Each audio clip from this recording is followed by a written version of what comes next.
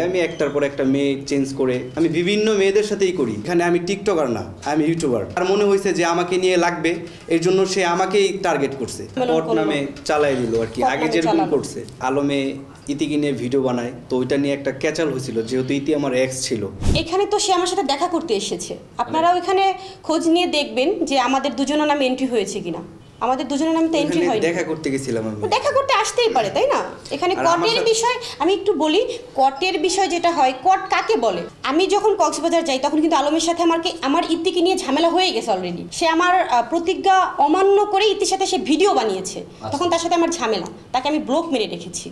ঠিক আছে, ওইখানে সে লোকজন পাঠালো, ভিডিও করলো, সে তারপর একটা সংবাদ সম্মেলন করলো, নামে চালাই দিল আর কি। আগে যেরকম করছে, এখানে থাকা না থাকার তো কোনো প্রশ্ন না। যেহেতু ইতিকে নিয়ে আপনি দেখছেন যে আলমে ইতিকে নিয়ে ভিডিও বানায়, তো ওইটা নিয়ে একটা ক্যাচাল হয়েছিল, যেহেতু ইতি আমার এক্স ছিল। আমি আমার মতো করে ভিডিও বানাচ্ছিলাম, আপনারা দেখবেন আমার প্রোফাইলে গেলে আমি একটার পর একটা মেয়ে চেঞ্জ করে। আমার একটা ইউটিউব চ্যানেল আছে, আমি নিয়মিত ডান্স করি, আমি বিভিন্ন মেয়েদের সাথেই করি। তার সাথে আমার বন্ডিং ভালো, জুটি ভালো, এর জন্য তাকে নিয়েও কাজ করছি। এটাই। এখন তার সাথে থাকা না থাকা এটা কোনো, আপনারা যে প্রশ্নটা করছেন যে আপনি কেন কাজ করেছিলেন, ওই বিষয়টা তো চলে গেছে।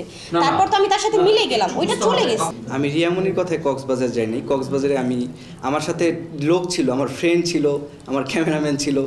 আলম যদি ইতিকে নিয়ে ভিডিও বানাতে পারে, তাহলে আলম আমাকে বলার উচিত ছিল না যে আমি তোমার ওয়াইফকে নিয়ে ভিডিও বানাচ্ছিলাম। এখন বিষয় আরেকটা আছে এখানে, যে আপনারা আমাদের আলমের সাথে আমার এরকম হয়েছিল, যেহেতু ইতিকে নিয়ে ঝামেলা হয়েছে। উনি তো একজন আর্টিস্ট, উনি শুধু আমার সাথে না, উনি অনেকের সাথে কাজ আছে, আপনি দেখবেন। তো সবার সাথে যদি কাজ করে, তাহলে আমার সাথে কাজ করতে ওনার সমস্যা কোথায়? আর ওনার সাথে আমার একটা জুটি, খুব সুন্দর জুটি। এর জন্যে আমার মনে হয়েছে যে ওনার সাথে আমার কাজ করবো, এর জন্য করেছি। মিলার পরে ওনারা যখন মিলে গেছে, আপনারা বিগত দিনে দেখছেন যে হিরো আলম একটা কট নামের নাটক করছে। ক্ষতি কার হয়েছে? ক্ষতি কিন্তু আমারই হয়েছে। আমার সুন্দর জীবনযাপন ছিল, ঠিক আছে। আমি নিয়মিত আমার ইউটিউবে ভিডিও আপলোড করতাম, ফেসবুকে ভিডিও আপলোড করতাম, আমি ইতিকে নিয়ে ভিডিও বানাতাম, সব কিছু ঠিকঠাক ছিল। এই যে হিরো আলম যখন ইতির সাথে দেখা করে, যোগাযোগ করে, ইতিকে বিভিন্ন কথা শিখিয়ে দেয়, প্রথম সংবাদ সম্মেলন করে, তারপরে বিভিন্ন কথা আমার সম্পর্কে বলে, তারপরে আস্তে আস্তে হচ্ছে আমাদের ভিতরে ফাটল ধরে। ঠিক আছে, এটা সম্পূর্ণ আজকে দেশবাসী আমাকে জানে খারাপ। এখন আমি খারাপ কি কাজ করছি, আপনারা আমার ইউটিউব চ্যানেলে যা দেখেন যে কত সুন্দর সুন্দর আমি কাজ আপনাদেরকে উপহার দিছি। আমি ডান্স ভিডিও করি, এখানে আমি টিকটকার না, আমি ইউটিউবার। সো আজকে যাই হয়েছে না কেন, সম্পূর্ণ সব কিছু হিরো আলমের জন্য হয়েছে। কারণ হিরো আলম আমাকে উপরের থেকে নিচে নামাই দিছে। আর হিরো আলম হচ্ছে একটা ভাইরাল কন্টেন্ট টেন্ডেন্সি তৈরি করে।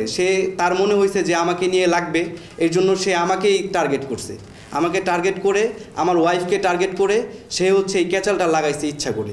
এখানে এখন আমি কি বলবো বলেন? আমি তো সুন্দর করে জীবনযাপনই করতেছিলাম।